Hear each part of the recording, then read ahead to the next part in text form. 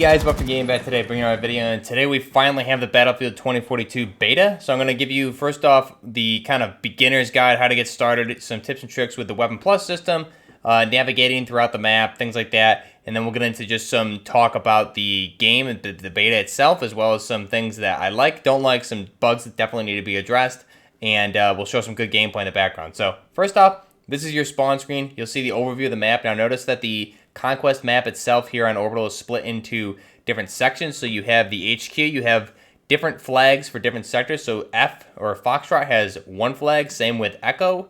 Delta has two objectives, Bravo has one objective, Alpha has one objective, and then Charlie also has two objectives. So the map itself is huge. First off, you'll have your specialist, the loadout package, and then all your weapon kits. So you can modify this. Now, I'm going to, here on PS5, so I'm going to use my controls and call out my controls here for PlayStation. However, this will obviously be dependent on what system you're on, whether it's Xbox or PC. So here, by hitting modify, you can select your different specialists here. You have Weapons McKay, Boris, Casper, and Maria Folk. So you can select whichever one you want. So we'll go with Boris. Now, by tabbing over, I can go with my different assault package. So I can either run medic pack, engineer pack, or sniper pack. And then I can also just customize this however I want. So we'll stay with the assault pack. Primary weapon, let's go with the AK-24, the AK-12. And then for my secondary, we'll tab over. You can see you have different options here. We'll stay with the Magnum. Throwables, we'll have either the frag or the proxy. And then for our gadget, we'll have either medic crate, ammo crate, C5 explosive. We'll have the M5 or the Carl Gustav. We'll also have the FXM-33 anti-air missile. So that's going to be a setup mobile AA launcher, repair tool, and the IBA armor plate. So we'll stay with the rocket launcher for this. We'll tab out and we'll go ahead and just deploy a base. So here you'll see I'll start with the base AK-12 or the AK-24 as it's called in-game. Now for the Weapon Plus system here on PlayStation, what I'm going to do is if I hold L1, you'll see I'll get the Weapon Plus system. So I'll have my rifle indicated on the top left, AK-24. It's an assault rifle, and then there's my list of current attachments. So you'll see here, and then you'll see the stats there on the bottom left also. So first I can do, I'll use my triangle is going to be to tab up for my different optics. So I can use my triangle to tab and cycle through the top. I'll use my circle to cycle through ammo. X to cycle through my underbarrels, and then obviously I only have the standard attachment here for the brake itself. So what you can do with this, obviously we'll go ahead and just run something like the OKP, run the base ammo, run the grip, and there you go. Now we're good to go. Now I can cycle fire rates, or I guess select fire, by ADSing and hitting down on my D-pad. So now I have single fire, 3-round burst, and full auto. And then we'll do the reload animation. Pretty cool. So bring up the Weapon Plus system again. I can have the hammer sight here. Now, while I'm ADSing, R3 is going to be to toggle to the top mount of delta versus the hammer itself with that 3 times or 3.5 times multiplier. And then the delta. So long range or medium range, and then closer range engagements, I'll use my delta point here on the hammer. So you can see that cool Leopold hammer. It looks really nice. Now, one other thing here, if I go ahead, I'll pull up now I figured a lot of this out on stream luckily. So with the flashlight, now if my weapon is not ADS'd, down on the D-pad is going to turn on my flashlight on and off. So this will be something when we have more attachments like lasers, things like that. And you can see this would be good for going through like dark areas of the map. There are some dark areas that are underground. This would be really good, the indoors and underground areas. Now, one thing that's really cool, while running, I can first off I can sprint, and then by double tapping my L3, I can tactical sprint. So I'll go a little faster. Now while doing this, when you get in the habit, you'll be able to cycle through your different optics and attachments while on the move. So that's really good if you're going into different situations, going flag to flag. You can go ahead and switch up optics like that. So here we go. Now we put on the high-powered ammo. So you can see that most weapons have a few different. You have your standard ammo and your high-powered ammo. So the high-powered ammo is going to have less rounds. You see this has 21 versus the standard is going to be 30. Now, obviously, one in the chamber, we'll go ahead with 31 there. So this is going to be my standard, and then this will be my high-powered. So Hard to tell, the magazine is a different color. Hard to tell if it's a caliber change or not, or it could just be armor piercing, most likely. It seems to be probably what it is. So go like that. Now, one really cool thing here, you can see also the other different optic here that's available. This seems to be a little bit more zoomed. We have, this is a 3 times, this is 1.5 to 3, and then we have just a 1 time OKP. So we'll go ahead, run the hammer. Now, one thing here, I have my armor piercing rounds. So if I go ahead and just burn through all of these, right? When you're out of ammo, you're not really out of ammo. So I'll go ahead, burn through all of my armor-piercing rounds here. Now, this very well could be a 7.62x39 conversion to an AK-15, although it doesn't really list the caliber. So now I'm out of my primary, that high caliber, so I can bring up the Weapon Plus system. I can toggle to my standard, and now I still have full, or at least a good amount of ammo there of my standard rounds. So that's pretty cool. So when you're out of ammo, you're not really out of ammo. You can always toggle to different ammunition types, and some of the weapons have more than 2 types, which is pretty cool. So you can, obviously you can slide just by holding. You can also go prone really quick. All this is really neat. It feels good. Those are some tips. Now, obviously, with the pistols, also have customization too. So I can do things like that. And you can see, put a sight on that. That's pretty cool. Now, for Boris here, obviously, we have this, which is that sentry gun, which is pretty neat. Here, I'm obviously running rocket launchers. So I have 3 rocket launchers on this, or 3 rockets, I guess.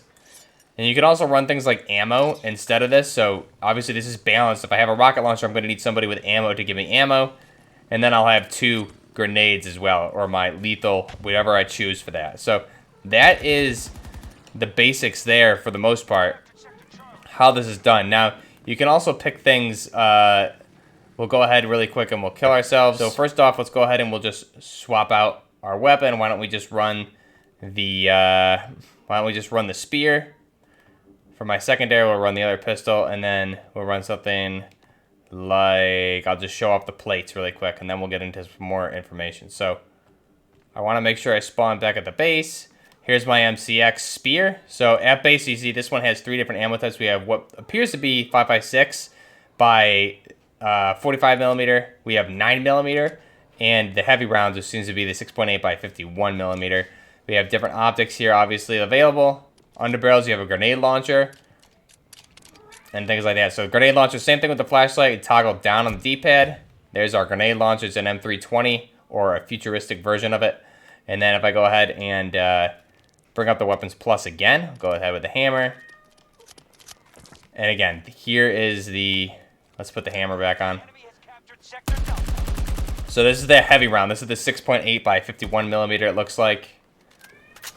Now this is cool because you obviously have 3 different ammo types to fall back on when you do run out of ammo. Here's 9 millimeter, very accurate. Now, one thing to notice here is that the weapon recoil seems to be similar to Battlefield 3, whereas yes, there is weapon recoil. However, the bullets also seem to have some deviation on them as well. So we go ahead and fire.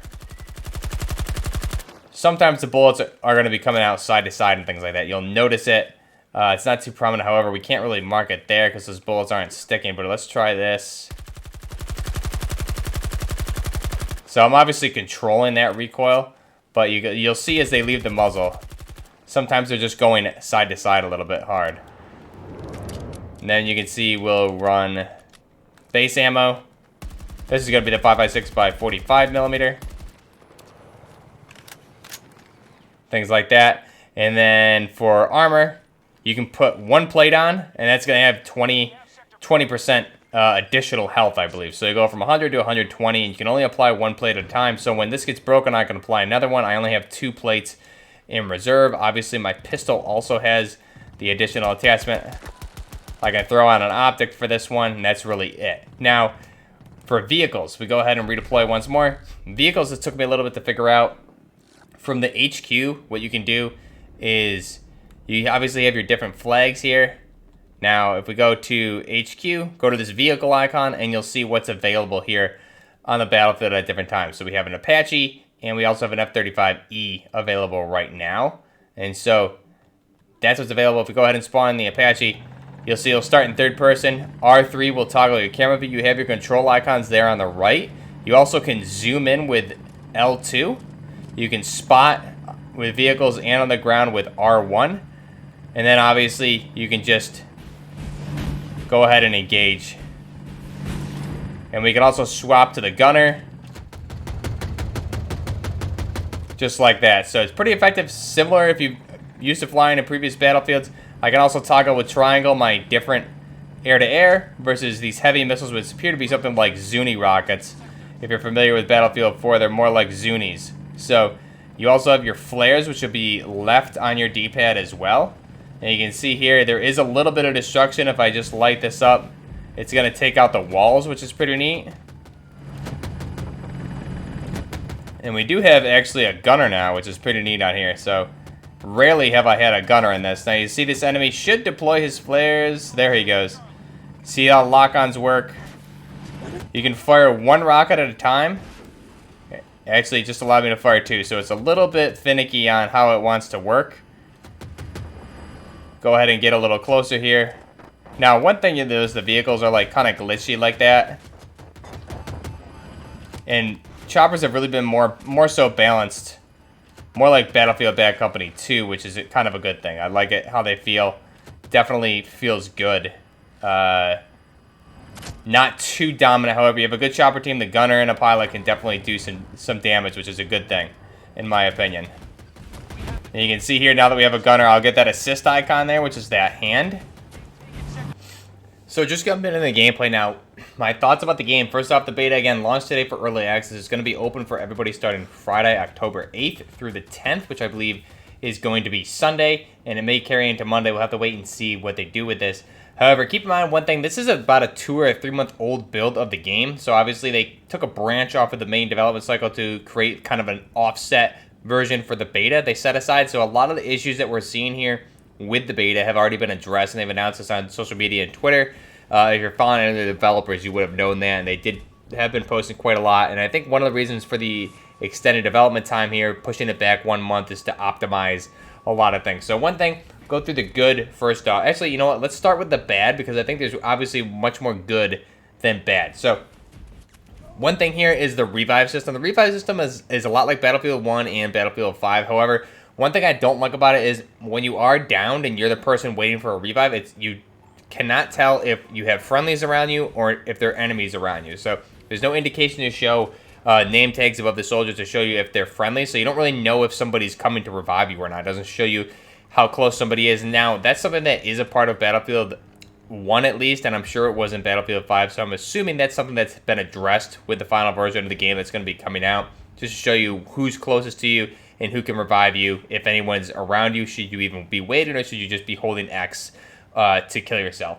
Now, another thing here, soldiers look the same on each team. So the specialists are the same for each team. So the only thing to tell you your friendly versus foe is the name tag above your friendly soldiers and no name tag above the enemy soldiers. So that definitely makes it difficult. You have multiple Borises. Everybody on the same opposite team looks the exact same. So again, hopefully this is something that they've done. There's something that they've done to address this in the final version of the game. Different color schemas, different skins, or something. Maybe if you're Russian, you should have specific skins available to the operator only versus American, different skins available, just to distinguish enemy versus foe a little bit more clearly, so you don't have soldiers with the same skins running around. And I think that was a main concern when the specialists were originally announced. And again, I think that's something that would probably be addressed. We know there's a lot of cosmetics. I'm just assuming they're not present in this beta version of the game, so I wouldn't get too worried about that.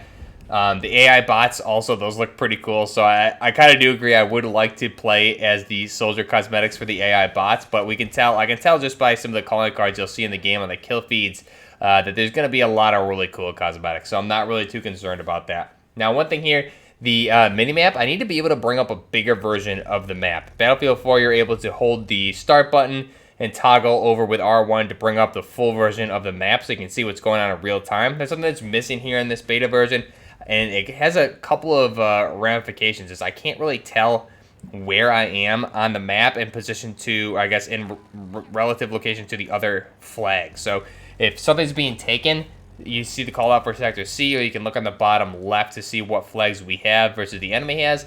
You can't really tell where you are compared to C, and which one's being taken. So I really would like to bring up that bigger version of the map while I'm moving around, or at least stop, bring it up, reposition myself, and see, okay, here's where I am, and I need to be over to C1. I'm going to go in this direction. And it's a little bit difficult to tell if a flag has been capped by the enemy or not. Again, you have the bottom left-hand corner, which shows you which flags you have versus the enemy has. And if you don't know the positions of the flags, obviously this is going to come with playtime. If you don't know where the flag is on that particular map and you're looking in the direction, it's a little bit hard to tell whether or not you have it or not. There's a lot of times where I can see the enemy, or we may have, it may be a split where it's neutral, where we have C1 or D1 and they have D2.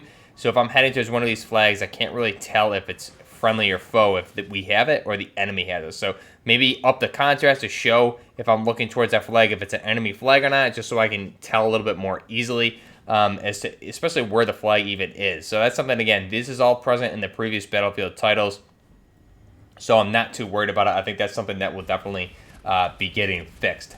The other thing here is going to be the audio. Now, I think the audio, for the most part, is pretty good. However, there's definitely room for improvements. Enemy gunfire is not loud enough, especially if you're getting shot at.